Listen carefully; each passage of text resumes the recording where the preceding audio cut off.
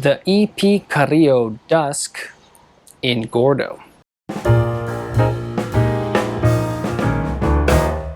Hello, my name is Gavin Burcham. Welcome to another Twin Tobacco cigar review. Today's cigar is a Big Gordo. On the website, they say this cigar is in a Solidos size, but Solidos is, I guess, just this brand's name for a Gordo. The actual dimensions of this cigar are 6 inches by 60 ring gauge, most commonly known as a Gordo within the industry. But cigar manufacturers can change the names of their shapes and sizes. Taking a look at the cigar, it has a American-grown Connecticut broadleaf wrapper, and it is dark, so probably a Maduro. Some of the areas are darker than others. Some of them are like jet black, some of them are, just a brown. And I gotta say, the wrapper is not in mint condition. There's a chunk of the leaf missing there, and there's a hole there, and it looks like a rugged cigar. It seems pretty smooth and consistent. It's got a sweet and peppery musk to it. Anyway, I just had a very big meal and I'm looking forward to a big long cigar smoke. So let's get this thing cut up and start smoking.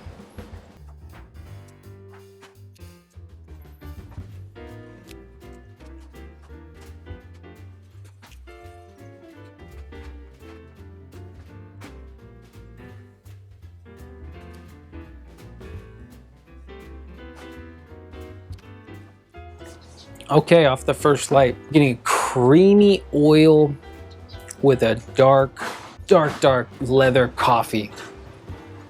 Oh man, that is some dark notes, and that is a very thick oil slick in my mouth. Wow, very, very bold start. Anyway, I'm gonna keep smoking and I'll get back in touch with you guys during the first third.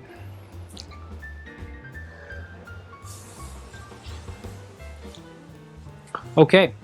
So we are 17 minutes, 32 seconds in to this medium full-bodied cigar. I would say full body. It was a little bit medium to full on a few draws, but the majority of the draws, it's very full. Flavor-wise, I'm getting like a dark coffee with almost like a burnt leather and a very, very sweet cedar, almost like honey. Honey comes to mind, but I think the reason why I'm thinking of honey is because I have like a ridiculously thick oil mouthfeel. And so the sticky, oily mouthfeel and then the sweetness makes me think of honey. So far, not feeling any nicotine. I'm sweating because it's a very warm and humid summer day here in Seoul, South Korea. And forgive me if you hear any noise, they're doing construction, I think 1 floor beneath my apartment.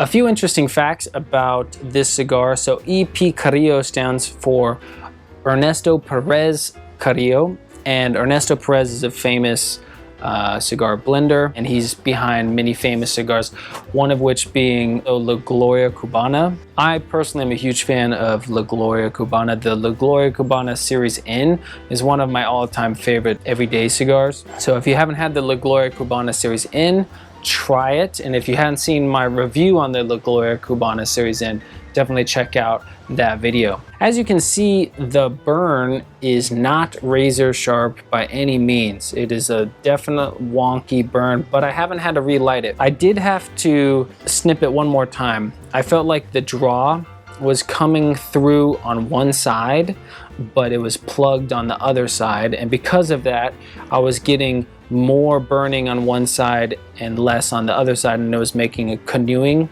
pattern.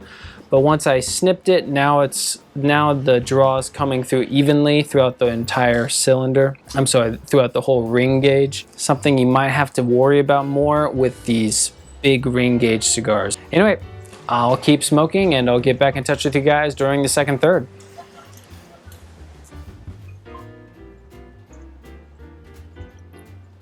Okay, so we are 38 minutes in to this EP Carrillo Dusk. As you can see, the burn has self-corrected. It was all wonky because half of the cigar was plugged, but since I gave it that extra cut on the plugged area, it opened up. Now that there's equal airflow, it's burning razor sharp. But I will say I'm still having some construction issues. I think I was getting not as many flavors in the first third. I was only getting the boldest of flavors in the first third.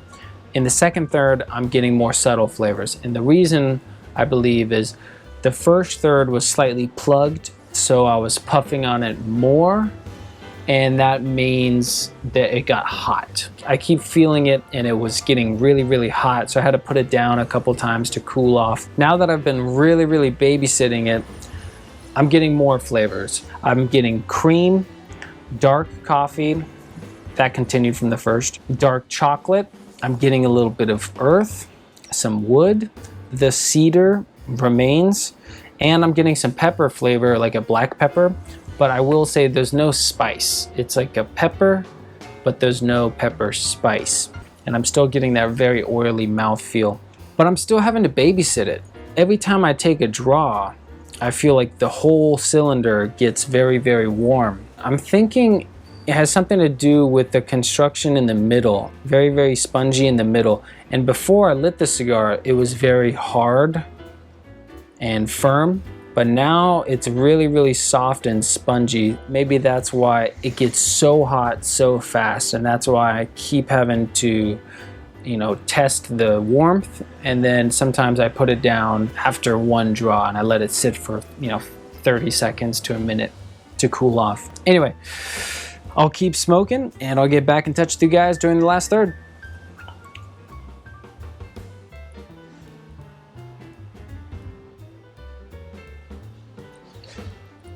Okay, we are 1 hour and 26 minutes in. The burn issues basically ended. After I got through that spongy bit in the middle, the burn issues went away.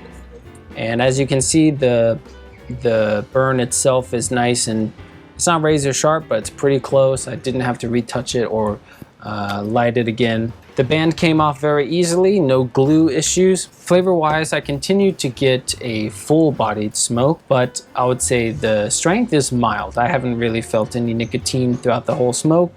Usually it ramps up towards the end, but I don't feel anything really at the moment. Flavor-wise, I'm getting a charred oak. So there's like an oak flavor, and then there's a charred oak. So I dance with the idea of saying oak and charcoal, but I would say it's a charred oak because you get that dark oak at the beginning of the draw, and then we still get some dark coffee, a lot of earth.